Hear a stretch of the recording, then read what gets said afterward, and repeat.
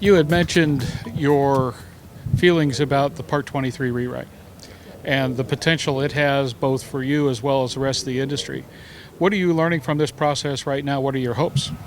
Well, I think to understand what the hopes of Part 23 rewrite, and it really is an alternate means of certification under Part 23. When you read the regulations that the FAA has to obey by law, those regulations were written 1930s, 1940s, 1950s. They did not anticipate the technology that we have today.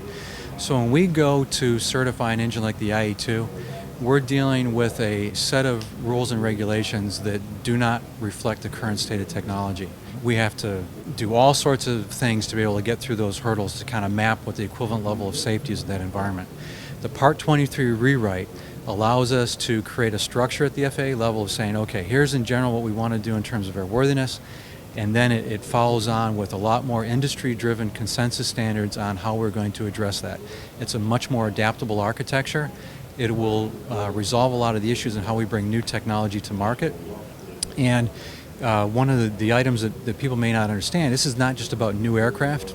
This is about facilitating the introduction of new technology on existing aircraft and STCs, because the STC folks have to deal with the same set of rather dated technology guidance that we do as OEMs.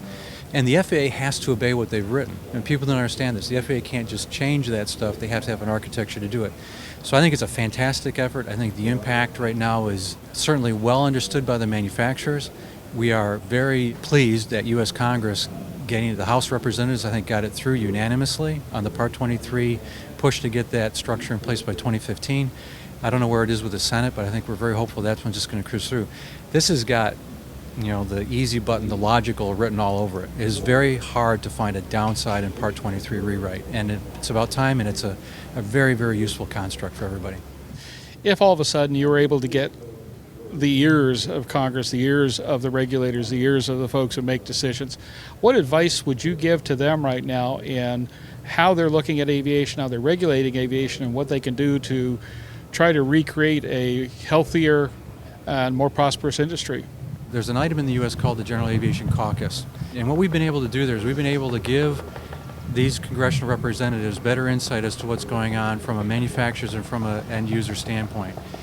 The level of understanding that we got when we explained the Part 23 rewrite, the reason why you got unanimous approval of that was because it is completely logical, it made a heck of a lot of sense, and they avoided putting in amendments to that item that would have killed it. So when you present logic to Congress, you can get things through.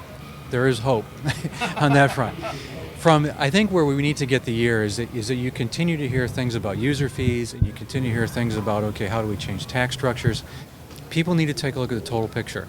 If we create disincentives for pilots to fly and practice their skills, you create a downward spiral of adverse airworthiness environment. You create pressures which kind of shrink everywhere else. I think the best thing that we can do is continue to keep our congressional representatives informed, either direct, via your letter writing, either via your associations with AOPA, EAA, your member organizations, via the GA caucus, whoever it is. Just keep them informed about, okay, there's trade-offs. Aviation is a system of systems. It works, and we have great track record on air safety because we deal with all those pieces to it. Congressmen can understand these things. Their staffers can understand these things if we lay out a clear picture of it. My one thing is they've given us their ears, and they've been responsive when we put logic in front of them. As an industry, we need to be responsible about putting logic in front of them, and things will happen. So I'm not a conspiracy theorist. We actually do have practical people that can move things along. We're seeing it at Part 23. We're seeing it on U.S. Congress funding the unleaded avgas transition. And if we as an industry speak with one voice and a logical voice, we can get things done. We got to watch, though, that we don't let people chase the tax equation, chase the thing, and create disincentives to create a kind of a downward effect on airworthiness. And we can avoid that. We can continue to accomplish a lot.